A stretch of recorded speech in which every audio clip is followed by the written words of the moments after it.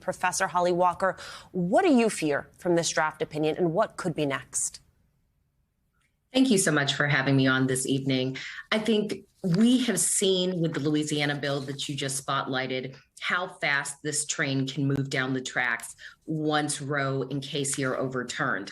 I think what we've seen in the Louisiana law is we have many states like Louisiana that have what are called trigger laws, which basically allows them to outlaw abortion the minute that Roe is overturned. And that's what Louisiana has. And we see them blowing past what they've had with this committee vote out of committee to vote in the Louisiana House to basically criminalize abortion and move beyond finding abortion providers to actually targeting women who are seeking health care and charging them with murder.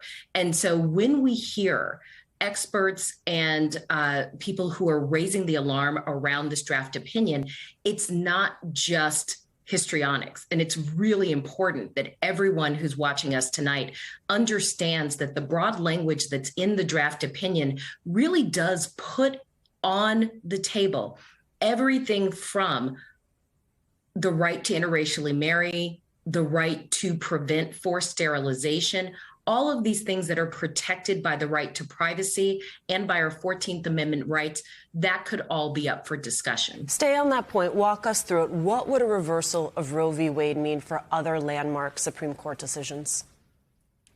So, for example, there are many rights that we think of as being protected under the Constitution. And I think it's important to remind people that Roe was affirmed in Casey. And Casey is also an opinion that protects the right to privacy and abortion. But once you start saying that if it's not written in the text of the Constitution and it has to be deeply rooted in the American law, which is what the draft opinion says, it really takes us back, as Justice Alito in the draft opinion does, to the 18th and 17th century. And if you think about how many rights were not protected for many people in this country, including women, people of color, our LGBTQ community, all of those rights are now on the table when you say that the rights that are protected under the 14th Amendment are only the ones that are deeply rooted in American history. And as Linda Greenhouse and others have pointed out today, it also sweeps away a lot of the progress that's been made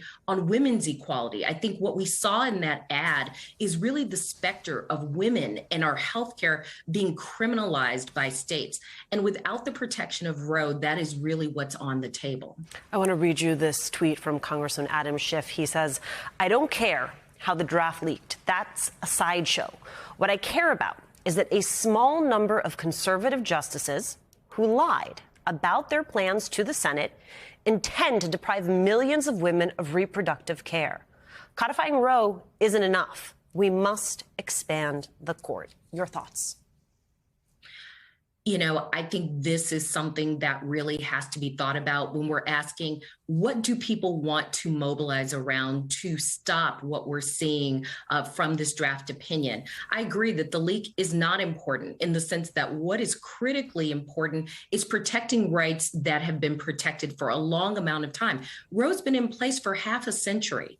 So these are settled rights. And also to think that the only rights that would be protected by our Constitution are ones that would have been there before most of us had recognized constitutional rights is something that is deeply troubling.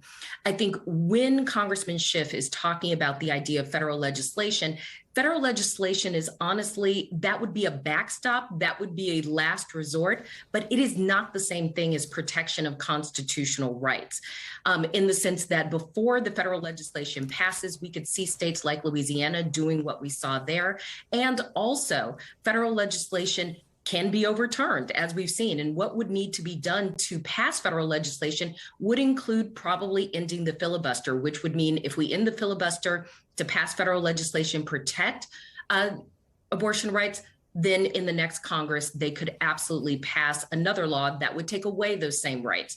So I think the constitutional protection of these rights is incredibly important to everyday citizens, women, and everyone who cares about liberty around this country. Professor Holly Walker, thank you for walking us through this, as dark as it may be.